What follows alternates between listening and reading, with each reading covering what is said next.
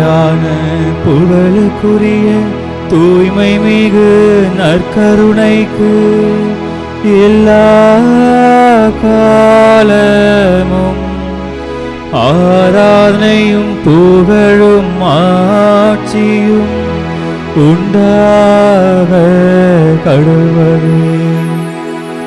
நிலையான புகழுக்குரிய தூய்மை மிகு நற்கருணைக்கு எல்லா காலமும் ஆராதனையும் புகழும் ஆட்சியும் உண்டாக கடவுளே.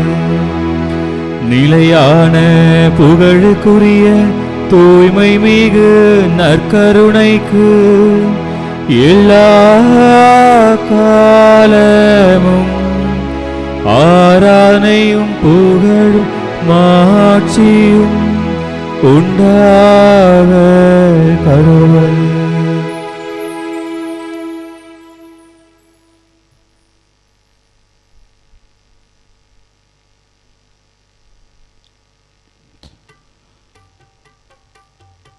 நற்கருணை ஆண்டவருடைய இறை பிரசன்னத்தில் இணைந்திருக்கிற அன்பு சகோதரனே சகோதரியே, இந்த ஆராதனையின் வழியாக நாம் இறைவனிடத்தில் இறைஞ்சி வேண்டி ஜெபிக்கின்ற ஒரு ஆசீர்வாதம், இறைவா எனக்கு மன வலிமையை கொடுங்க, துணிவை கொடுங்க ஆண்டவரே. இந்த உலக பிரமாண வாழ்க்கையை வாழாமல், தீய பாதையில் செல்லாமல், அநீதிக்கு இடம் கொடாமல், பாவக்குழியில் விழுந்து விடாமல் ஆண்டவரே இந்த உலகத்தின் தீமைகளை எதிர்த்து நிற்கக்கூடிய, இந்த உலகத்தின் அநீதிகளை எதிர்த்து நிற்கக்கூடிய வல்லமையை, ஆற்றலை, துணிவை தாங்கப்பா என்று சொல்லி ஆண்டவரிடத்தில் முழுமையாய் ஒப்பு கொடுத்து வல்லமைக்காக இறைஞ்சு வேண்டுகின்ற ஆராதனையாய் இந்த ஆராதனை அமைந்திருக்கிறது.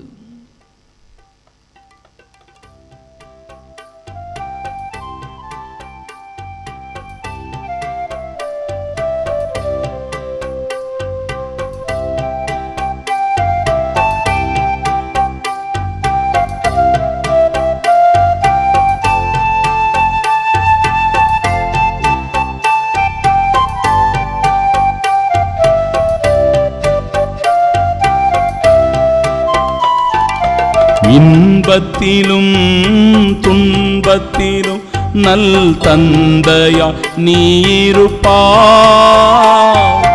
கண்ணையர காத்திருக்கும் நல்லன்னையாய் அருகிருப்பாய். இன்பத்திலும் துன்பத்திலும் நல் தந்தையாய் நீருப்பாய், கண்ணையர காத்திருக்கும் நல்லன்னையாய் அருகிருப்பாய். அன்பு எனும் அமிர்தத்தினை நான் அருந்திட என கலிப்பாய், உன்னின்று பிரியாமல் நீ என்று அணைத்திருப்பாய், நீ என்றும் அணைத்திருப்பாய். உன் புகழை பாடுவது என் வாழ்வின் இன்பமையா, உன் அருளை போற்றுவது என் வாழ்வின் செல்வமையா, என் வாழ்வின் செல்வமையா. யோசுவா புத்தகம் 1ஆவது அதிகாரம் 9வது இறை வார்த்தை. நான் உனக்கு கட்டளையிடவில்லையா? வீறுகொள், துணிந்து நில், அஞ்சாதே, கவலைப்படாதே.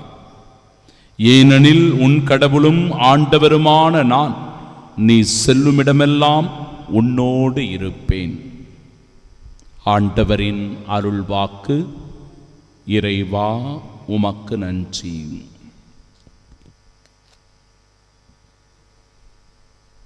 துணிவை வேண்டிய ஆராதனையாய் இந்த ஆராதனை நமக்கு அமையிருக்கிறது. 5 மிக முக்கியமான நபர்களை உதாரணமாக காட்டி தங்கள் வாழ்க்கையில் எப்பேற்பட்ட சூழ்நிலைகள் இருந்தாலும், இடர்பாடுகள் வந்தாலும், நெருக்கடிகள் இருந்தாலும் எப்படி அவர்கள் துணிவோடு அவற்றை எதிர்கொண்டார்கள் என்பதை இவர்களின் வாழ்க்கையின் வழியாக உணரலாம். நாமும் அதற்கான வரம் வேண்டி செபிக்கலாம். எஸ்தர் அரசி ஒரு துணிவின் ராணி என்று நாம் இவரை அழைக்கலாம். ராணியாக இருந்தாலும் கூட அழைக்கப்படாமல் அரசனிடம் சென்றால் மரணம்தான். ஆனால் தன் மக்களை, தன் சொந்த மக்களை காப்பாற்றும்படி நான் செத்தாலும் பரவாயில்லை, நான் செத்தாலும் அதை பற்றி நான் கவலைப்படலை, நான் சாகிறேன் என்று சொல்லி துணிவோடு தன் மக்களை பாதுகாப்பதற்காக சென்றார் எஸ்தர் அரசி. எஸ்தர் புத்தகம் 4வது அதிகாரம் 16வது இறைவார்த்தை சொல்கிறது, நம்மில் எத்தனை பேருக்கு இந்த துணிவு வரும்? தன் மக்களுக்காக, தன் உறவுகளுக்காக இதோ எப்பொழுதும் உடன் இருக்கிற துணிவு நமக்கு உண்டா? உண்மைக்கும் நீதிக்கும் நேர்மைக்கும் துணை போகின்ற ஒரு வீரம், துணிவு நம்மிடத்தில் இருக்கிறதா? சிந்தித்து பார்க்க வேண்டும். மக்களுக்கு பணி செய்கின்ற குருவானவர்கள், துறவிமார்கள் அந்த மக்களின் சார்பாக நின்று அநீதியை எதிர்த்து துணிவோடு குரல் கொடுக்கிறவர்களாயிருக்க வேண்டும். எஸ்தர் அரசியை போல. 2வது உதாரணம் 1 சாமுவேல் 17வது அதிகாரத்தில் குறிப்பிடப்படுகிறபடி தாவீது கோலியாத். தாவீது ஒரு சிறியவன், பொடியவன். அதனால் கோலியாத் அவனை பார்த்து ஏளனம் செய்கிறான். ஆனால் தாவீதோ, நீ வாளோடும் ஈட்டியோடும் வருகிறாய், நான் படைகளின் ஆண்டவர் பெயரால் வருகிறேன் என்று சொல்லி துணிவோடு எதிர்த்து நிற்கிறார். துணிவு என்பது இந்த பெரிய உடலில் அல்ல பிரியமானவர்களே. துணிவு ஒரு பெரிய உடலில் அல்ல, அது கடவுள் மீது உள்ள நம்பிக்கையில் தான் இருக்கிறது. அதற்கு சிறந்த உதாரணம் தான் தாவீது. நம்ம எதிர்த்து எவ்வளவோ பெரிய பெரிய பிரச்சனைகள் வரலாம், மலை போன்ற பிரச்சனைகள் வரலாம், கோலியாத்துகள் வரலாம்.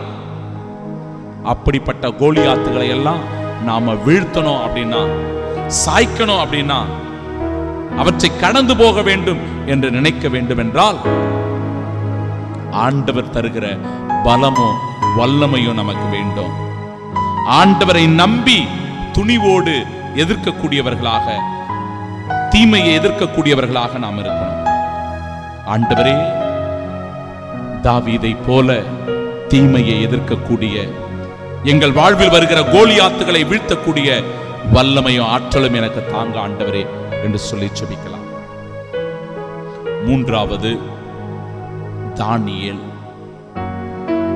தானியேல் புத்தகம் 6வது அதிகாரம் அழகாக சொல்லுகிறது, அரசனுடைய கட்டளையை மீறி தினமும் கடவுளிடத்துல ஜெபிச்சதனால அந்த அரசன் சிங்க குகைக்குள்ள தானியேலை தூக்கி போட்டுறான். பாருங்களேன், ஜெபிச்சதனால இந்த இடர்பாடு அவருக்கு வருகிறது. ஆனாலும் அவர் பயப்படல. சிங்க குகைக்குள் போய் விழுந்தாலும் கூட தானியேல் பயப்படவில்லை. ஏனென்றால் கடவுள் சிங்கங்களின் வாய்களை கட்டி போட்டார். என் அன்பு சகோதரனே, சகோதரி, உனக்காக உன்னை எதிர்த்து நிற்கிறவர்களுடைய வாய்களை கட்டி போடுவார் நமது ஆண்டவர். அவருடைய கைகளையும் வாய்களையும் கால்களையும் நிச்சயமாய் கட்டுவார். ஏனென்றால் ஆண்டவர் உன் சார்பாக இருக்கிறார். மகனே, மகளே, ஆண்டவர் உன் சார்பாக தானியேலை போல இருக்கும்போது எவ்வளவு அரசன்கள் அல்லது எவ்வளவு சிங்கங்கள் உன்னை எதிர்த்து வந்தாலும் அவற்றால் ஒன்றும் செய்ய முடியாது. ஏனெனில் ஆண்டவர் அவர்களுடைய வாய்களை கட்டி போடுகிறார், கட்டி போட்டு விடுகிறார். 4வது உதாரணம் மோயிசன் ஆண்டவர் முன்னாடி வந்து, ஆண்டவரே நான் ஒரு திக்குவாயன், நான் எல்லாவற்றுக்கும் பயந்தவன், என்னால முடியாது, நீங்க சொல்றத செய்ய முடியாது, நான் போக முடியாது, பார்வோனை எதிர்க்க முடியாது அப்படின்னு சொல்லி பின்வாங்குறாரு. ஆண்டவர் சொல்றாரு, நான் உன்னோடு இருக்கிறேன் மோயிசன், நான் உன்னோடு இருக்கிறேன், நீ போ. மோசே, நான் உன்னோடு இருக்கிறேன், போ. கடவுளுடைய வார்த்தையை நம்பி பார்வோனை எதிர்க்க அவர் போகிறார். பிரியமானவர்களே, பார்வோனினுடைய பிடியிலிருந்து இஸ்ராயலை மீட்டுக் கொண்டு வருகிற ஒரு வல்லமை படைத்த வீரனாக மோசே திகழ்வதை நாம் இந்த வரலாறு நமக்கு எடுத்துச் சொல்லுது. நமக்கு துணிவு இல்லாம இருக்கலாம், நமக்கு வீரம் இல்லாம இருக்கலாம், நாம ஒரு கோழையா இருக்கலாம், நாம ஒரு பயந்தாங்கோலியா இருக்கலாம், நமக்கு திக்குவாயா இருக்கலாம். ஆனா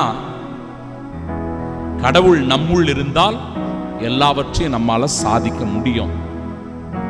அதை நாம உணரணும். ஆண்டவரே, மோசேயோடு உடனிருந்து பார்வோனை எதிர்த்து இஸ்ராயல் மக்களை மீட்டுக் கொண்டு வந்தது போல என்னோடும் உடனிருந்து என்னையும் பாதுகாத்தருளும் என்று சொல்லி ஆண்டவரிடத்தில் ஒப்பு கொடுத்து சுவிக்கலாம்.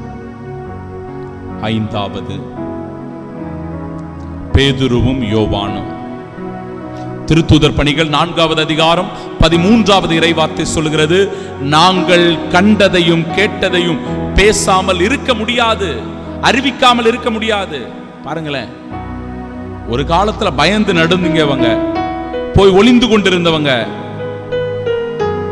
எப்பொழுது தூய ஆவியானவர் அவர்களுக்குள் இறங்கி வந்தாரோ வல்லமை படைத்தவர்களாக, ஆற்றல் மிக்கவர்களாக, நாங்கள் கண்டதையும் கேட்டதையும் பேசாமல் எடுத்துரைக்காமல் இருக்க முடியாது என்று சொல்லி அதிகாரத்திற்கு எதிராக சவால் விடுகின்ற ஒரு மனநிலை. 2 தீமோத்தேயு 1வது அதிகாரம் 7வது இறை வார்த்தை சொல்கிறது, கடவுள் நமக்கு அவருடைய ஆவியை தந்து நமக்கு துணிவு உள்ளவர்களாக, நம்மை துணிவு உள்ளவர்களாக, ஆற்றல் மிக்கவர்களாக, வல்லமை மிக்கவர்களாக அவர் நம்மை படைத்திருக்கிறார்.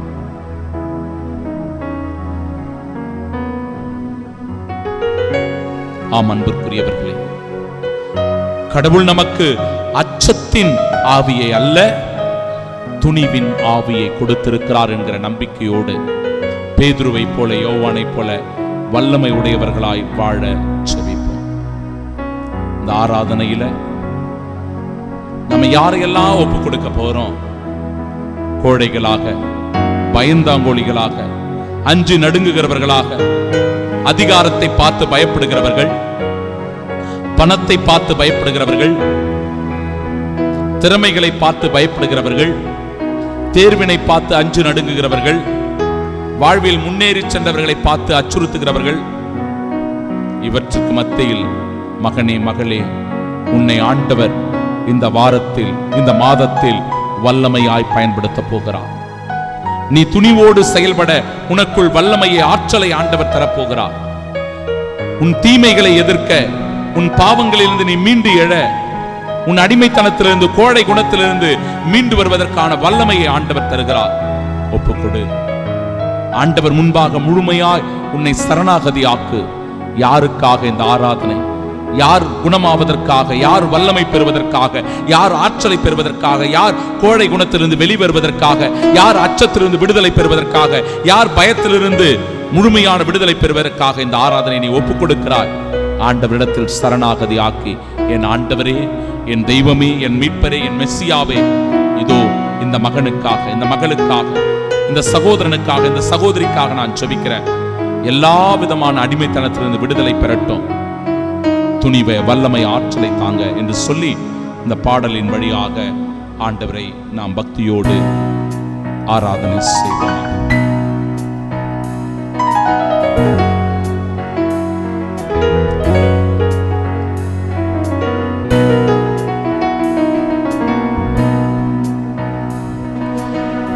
ஆண்டவரே, என் ஆற்றலாய் உள்ளவரே, உமக்கே நான் அன்பு செய்கின்றேன், உமக்கே நான் அன்பு செய்கின்றேன். ஆண்டவரே என் ஆற்றலாய் உள்ளவரே, உமக்கே நான் அன்பு செய்கின்றேன். உமக்கே நான் அன்பு செய்கின்றேன். அவரே என் கற்பாரை அரணும் மீட்பும், அவரே என் கேடையும் வலிமையும் துணையும். அவரே என் கற்பாரை அரணும் மீட்பும், அவரே என் கேடையும் வலிமையும் துணையும். ஆண்டவரே என் ஆற்றலாய் உள்ளவரே, உமக்கே நான் அன்பு செய்கின்றேன். உமக்கே நான் அன்பு செய்கின்றேன்.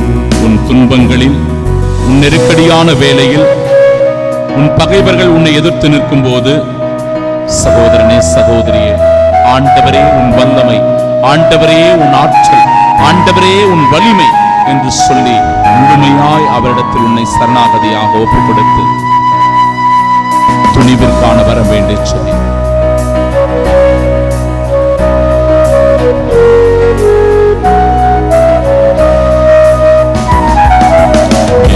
துன்ப நாளில் பகைவர்கள் தாக்க என் அன்பு தேவன் அடைக்கலமானார்.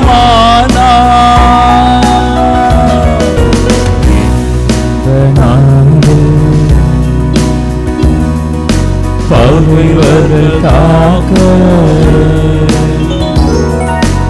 என் அன்பு தேவன் அடைக்கலமானார். நெருக்கடியில் நான் இடத்திற்கு அழைத்தார். நீரிய அன்பு கூண்டென்னை காத்தார். ஆண்டவரே என் ஆற்றலாய் உள்ளவரே, உமக்கே நான் அன்பு செய்கின்றேன். ஆண்டவர் நம் அரணாய், நம் கோட்டையாய், நம் கற்பாரையாய் இருக்கும்போது, மகனே மகளே, இந்த தீமைகளை கண்டு, இந்த உலகத்தின் பகைவனை கண்டு, நம்மை எதிர்ப்பவர்களை கண்டு நாம் ஒருபோதும் பயந்து நடுங்க வேண்டியதில்லை. நாம் கோழைகளாக இருக்க வேண்டிய அவசியமில்லை. ஆண்டவர் நமக்கு துணிவையும் வல்லமையும் ஆற்றலையும் தருகிறார்.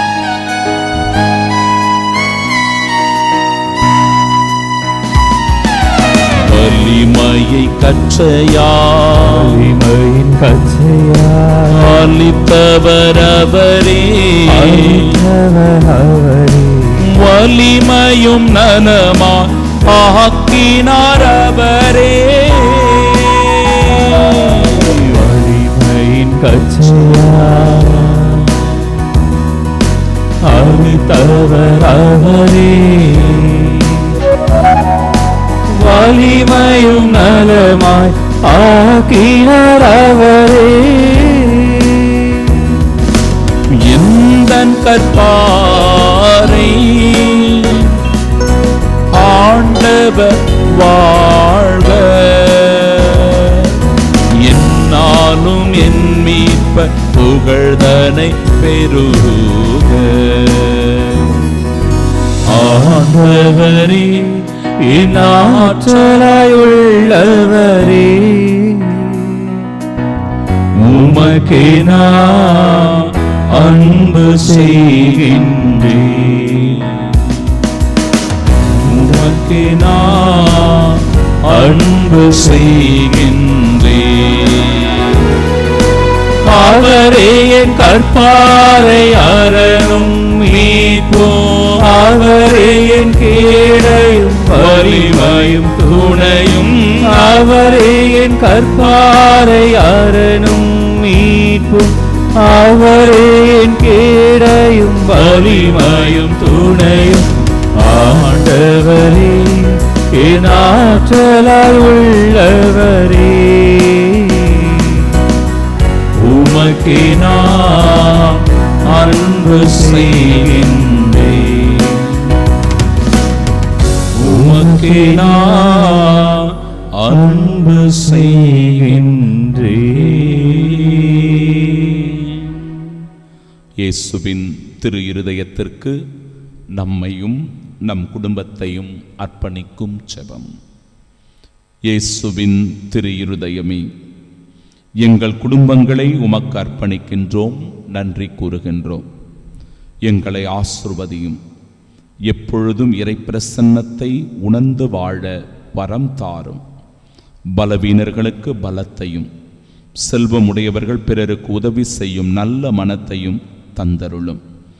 விதவைகளுக்கும் அநாதை பிள்ளைகளுக்கும் நாங்கள் உதவியாயிருக்கச் செய்தருளும். சிறையில், தனிமையில், நோயில், துன்பத்தில் இருக்கின்றவர்களை ஆசிர்வதியும். உலகில் உள்ள ஒவ்வொரு குழந்தைகளுக்கும் விசுவாசத்தையும், தெய்வ பயத்தையும், நல்ல ஒழுக்கத்தையும், பணிவையும், அறிவையும் தந்தருளும். மரண தருவாயில் இருக்கிறவர்களை நாள்தோறும் சந்தித்தருளும். ஆன்மாக்களை விண்ணகத்தில் சேர்த்தருளும். எங்கள் அனைவருக்கும் அடைக்கலமாகவும் தஞ்சமாகவும் சாகும் தருவாயில் உதவியாகவும் இருந்தருளும். ஆமீன். இயேசுவின் தூய இருதயமே, என் சிநேகமாயிரும். இயேசுவின் மதுரமான திரு இருதயமே, எங்கள் மேல் இரக்கமாயிரும். இயேசுவின் திவ்ய திரு இருதயமே, எங்கள் மேல் இரக்கமாயிரும். தாழ்ந்து பணிந்து வணங்கி மாண்புயர் கீதம் பாடி ஆண்டவருடைய மாட்சியில் பங்கு பெறச் செபிப்போம்.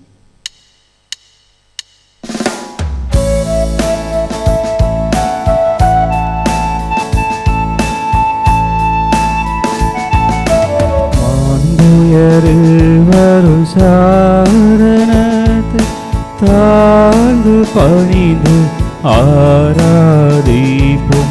பழைய நியம முறைகள் அனைத்தும் இனி மறைந்து முடிவு பெறுக. புதிய நியம முறைகள் வருக.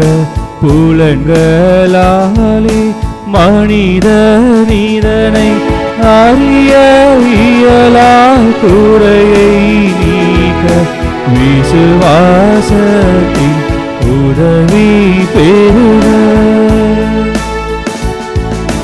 பிதாவர்க்கும் சுரனிவர்க்கும் புகழ்ச்சியோடு வெற்றியார்ப்பும். மீட்பின் பெருமை மகிமையோடு வலிமை வாழ்ந்து யாவும் இருவரிடமாய் வருகின்றவராம் தூய ஆவி ஆனவர்க்கும் அளவில்லாத சம புகழ்ச்சி என்றுமே உண்டாகுக.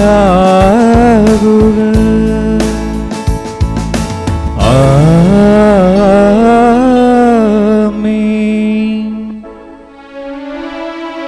ஜெபிப்போமாக. இறைவா, இந்த வியப்புக்குரிய திருவருட்சாதனத்தில் உம்முடைய திருப்பாடுகளின் நினைவை எங்களுக்கு விட்டுச் சென்று உமது திருவுடல் திரு ரத்தம் இவற்றின் மறைபொருளை வணங்கும் நாங்கள் உம்முடைய மீட்பின் பலனை இடைவிடாமல் அனுபவிக்க அருள் புரியும். தந்தையாக இறைவனோடு தூய ஆவியாரின் ஒன்றிப்பில் இறைவனாய் என்றென்றும் வாழ்ந்து ஆட்சி செய்கின்ற அவர் வழியாக உம்மை மன்றாடுகின்றோம். ஆமென்.